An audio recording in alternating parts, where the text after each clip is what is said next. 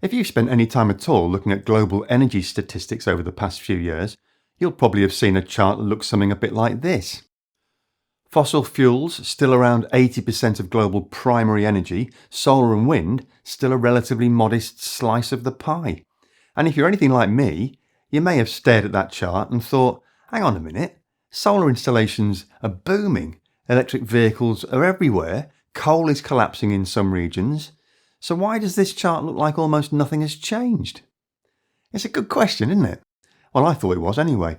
And as it happens, there's a very robust new piece of analysis just been published that has helped me greatly to understand why that apparent paradox exists. Turns out the problem isn't the transition, it's the way we've been counting it.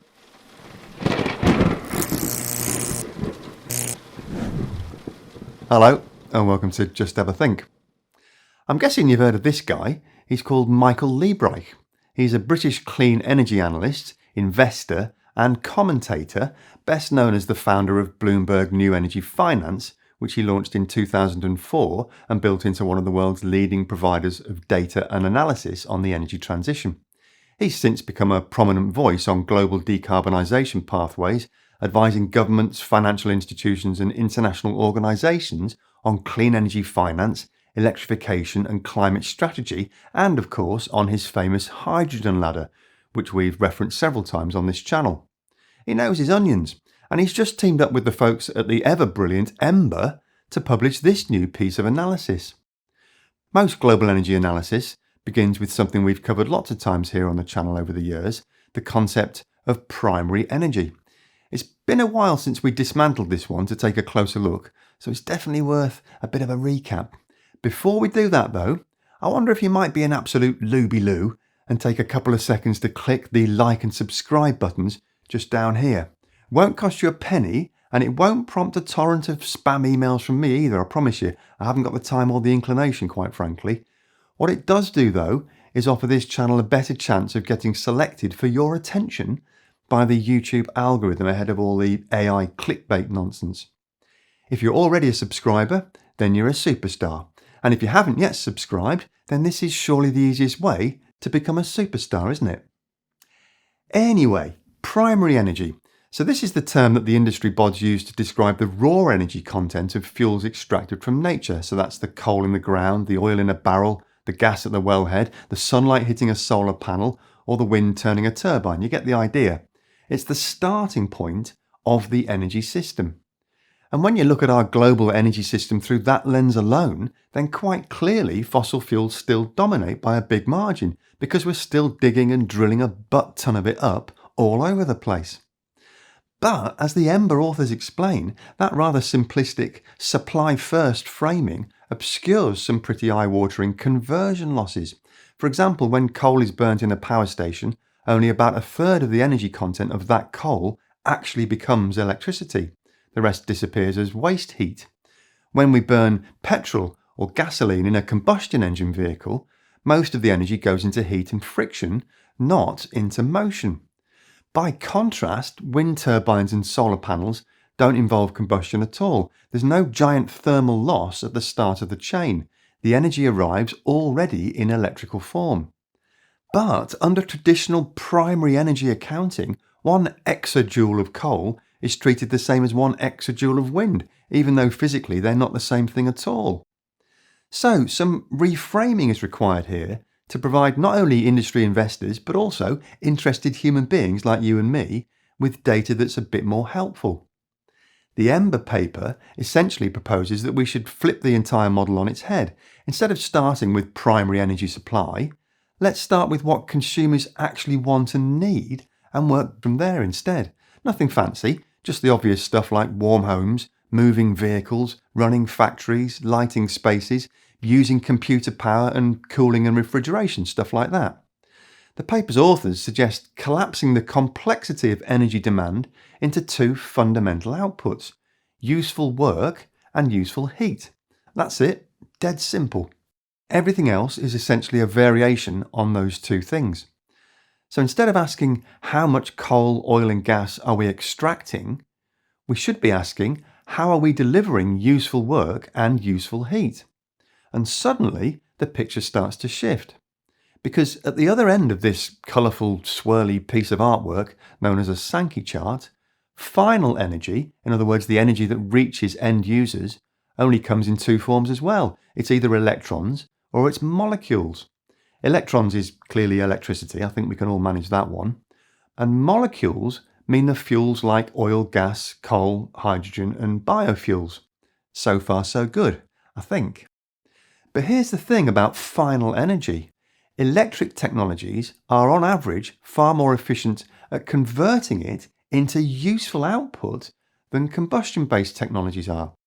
An electric motor converts a very high percentage of electrical energy into motion. An internal combustion engine converts a much smaller percentage of fuel energy into motion. A heat pump can deliver multiple units of heat for every unit of electricity consumed. A gas boiler or furnace can't do that. So when you look at the system from the perspective of useful energy delivered, electricity punches far above its apparent weight. And when you combine that with the fact that renewables generate electricity directly without the intermittent thermal step of combustion, the efficiency gap widens further upstream as well. So now we've got three system layers in the EMBER analysis. Primary energy, which is where the energy originates, final energy, which is what consumers actually purchase, and useful energy, which is what actually delivers the services that those consumers require. And in each of those steps, some energy is lost because thermodynamics. The real point, the real insight the paper's trying to put across to us is that fossil fuel systems suffer enormous losses in the transition from primary to useful energy. Electrified systems lose far less, and that difference is absolutely essential to any apples to apples comparison, because it means that as we electrify, total primary energy demand can actually go down even as useful energy demand stays constant or grows. That's definitely not the impression you get if you're just looking at supply charts, but perfectly logical if you choose to apply some basic principles of physics, which is what these folks have done. And by the way, is also what plenty of other industry experts have been trying to explain to us all for quite some time now. This paper's authors argue that when measured in terms of useful output rather than primary input, renewables are already much more competitive than traditional statistics imply, which probably explains why renewables now dominate all new capacity additions globally, because hard-nosed investors look at the bottom line, and the bottom line in the majority of projects says renewables. Similar thing with transport, as I said earlier, electric vehicles convert electrical energy into motion much more efficiently than combustion engines convert fuel into motion. So when a driver switches from petrol to electric, not only did tailpipe emissions disappear, total energy demand falls as well, not because the driver's travelling less, but because the physics of the electric motor are better.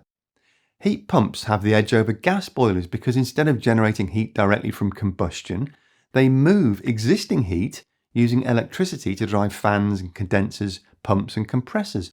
The result is that they can be 2, 3 or even 4 or more times more energy efficient than a traditional boiler. From a useful energy perspective, these are profound structural shifts, and yet in primary energy charts the advantage is largely invisible. One really effective way to screw up the advantages of direct electrification, though, is to try to convert those electrons back into combustible fuels. It's such a retrograde decision, it doesn't make any sense at all. We're talking about things like green hydrogen and synthetic fuels, which reintroduce the conversion losses that renewables generated electrons initially eradicate from the system. Electricity to hydrogen, massively energy wasteful. Turning hydrogen into a combustible fuel, hugely energy hungry process. And burning any fuel for any reason provides most of its useful energy to the atmosphere rather than to the contraption we want to be useful. So the report suggests that while molecules may still be required for certain hard to electrify sectors, the energy transition, if you look at it through the lens of basic physics, naturally favours direct electrification wherever possible, because every time we avoid reintroducing combustion, we preserve efficiency. Now you might be thinking, alright Dave, mildly interesting presentation of accounting semantics, but does it really matter? Well, the authors of this paper argue that it definitely matters a lot, and for 3 reasons, not least of which is public perception. If people believe the disinformation and are wrongly persuaded that the transition is stalling because fossil fuels still appear to be dominant in widely published primary energy statistics, then that has the tendency to weaken political momentum. And then if policymakers overestimate future primary energy demand, which is what they're being directed to do today by very powerful industrial lobbyists, then they're provided with a way to justify entirely unnecessary new fossil fuel investment. And thirdly, electrification reduces total energy input required for the same output. That changes infrastructure needs, investment priorities, and long-term forecasting. In other words, what gets measured gets done, and the way we count stuff will absolutely shape the way we plan for the future. Now, Michael Liebreich and his EMBER co-writers are certainly not suggesting fossil fuels are already obsolete, nor are they arguing that electrification solves every problem. There are certain sectors like some heavy industries, aviation and long-distance freight shipping, where molecules may still play a role. What they are very strongly arguing, though, is that the structural advantage of electricity is so strong that wherever electrification is technically feasible, it tends to win out over time. Not because of any kind of political ideology, because of physics. I've left a link in the description section to EMBER's full report, so you can read it for yourself and draw your own conclusions, and I'm sure many of you will have strong views right now that you're keen to share, so the place to leave them, as ever, is in the comment section below. That's it for this week though. Thanks to the incredible group of supporters over on Patreon who make it possible to keep this channel free from all ads and sponsorship messages. Don't forget to like and subscribe if you found this video useful. And most importantly of all, thanks very much for watching. Have a great week and remember to just have a think. See you next week.